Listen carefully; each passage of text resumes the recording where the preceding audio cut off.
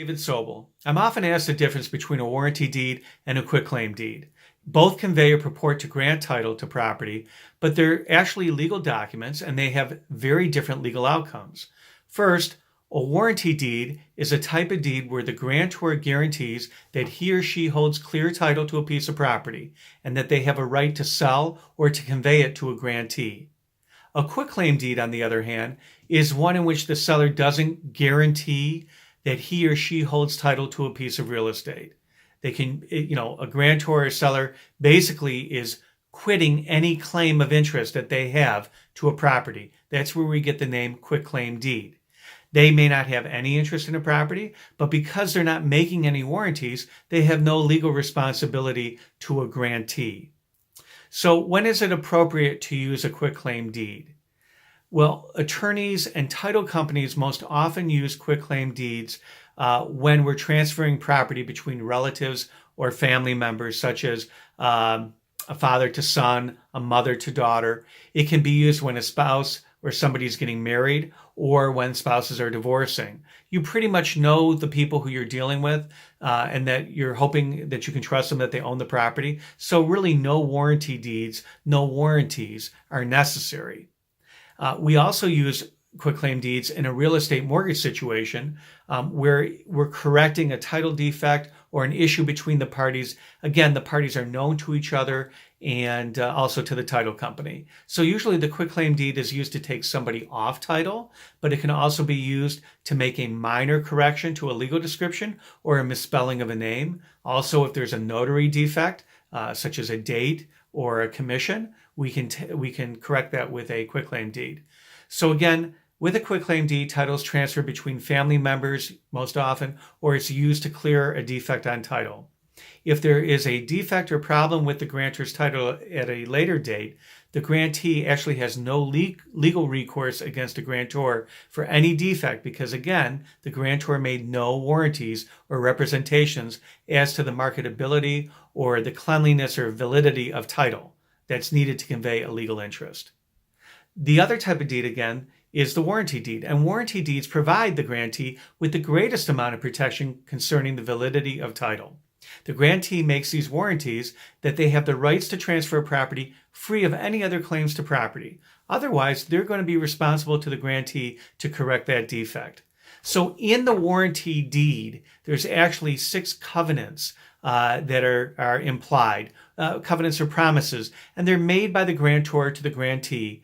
And they are, as follows. The first one's called a covenant or a promise of season.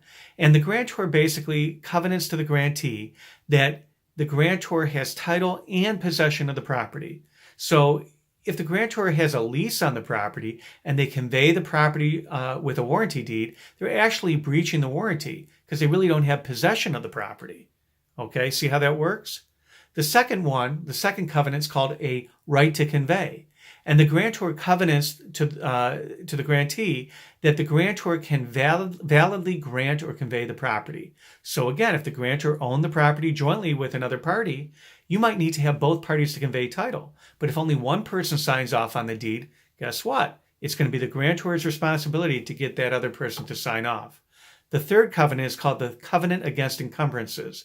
And that basically is a promise to the grantee that any mortgage or any lien or easement, any encumbrance on the property does not exist. So the warranty deed basically will protect the grantee against any underlying encumbrances. And if they don't, guess what? The grantor is responsible to take care of and defend that property. A covenant of warranty of title basically is a future covenant. And this one basically says, I will agree to the grantee to defend, and I have a duty to defend the grantee against any claims to the property. The fifth covenant is called the quiet enjoyment covenant.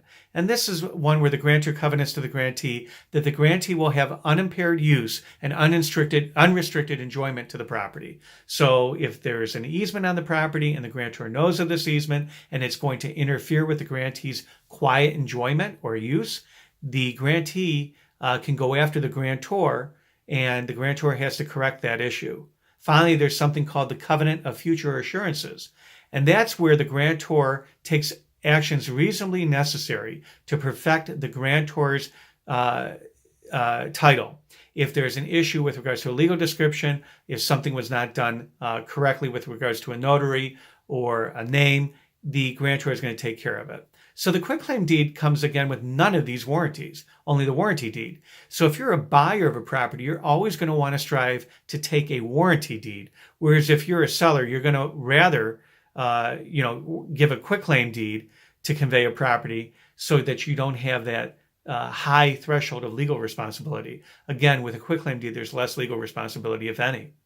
And when it comes to negotiating a purchase contract or refinancing a property, attorneys, buyers, and lenders, they're going to want to see a warranty deed with all of those 6 warranties, okay? Whereas a seller, where they're unsure of a property's title, they're going to look to try and give a quitclaim deed.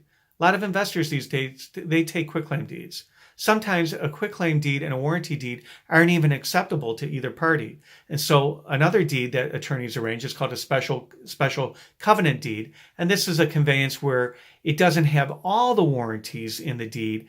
So they're not all the guarantees, but again, it's just one level up above a quitclaim deed, so it will give some level of protection of title. But regardless of the level of protection offered by either deed, both deeds can and do have the effect of conveying property. So if you're unsure of which deed suits your needs, then you should really contact a competent real estate attorney. I'm David Sobel in Michigan. I'm a Michigan real estate and finance attorney, and I can be reached at 888-789-1715 or Proven Resource